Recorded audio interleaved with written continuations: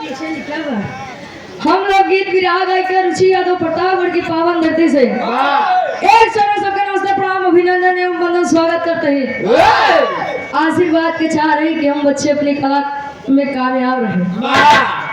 जैसा कि आप उधर से विराह के बहुत ही सुंदर कलाकार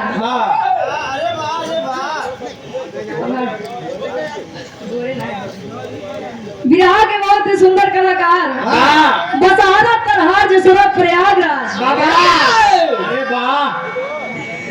की पावन धरती से चलकर आए हुए आप स्टार गायक गोविंद पाल जी, आपकी और आपकी पूरी पार्टी को मेरा अभिनंदन वंदन सादर प्रणाम स्वीकार हो। आप सम्मानित आप गुरुजी दीपक पाल गुरुजी के चरणों में गोड़ छुके पहली बार आशीर्वाद के चाह रहे कि हम बच्चे अपनी कला में कामयाब रहो। बस गुरुदेव इशारे से बात करत है यार, आज समझावत हाँ इशारों को समझो राज को राज रहने दो भैया। वहाँ से बड़ी बढ़िया गीत सुने के मिला, ओ बेवफा दी कैसी सजा हंसता है मुझ पे जमाना। भाई अपन अपन नसीब पागल हुआ रे दीवाना मारे दीवाना।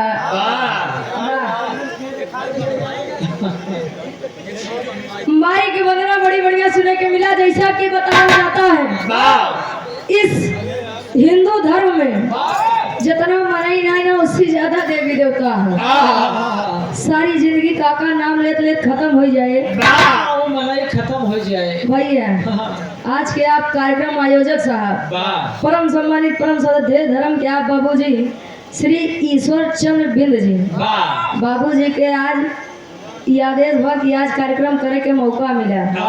बाबूजी बोला चालत नहीं बटे है नहीं समझ में आवा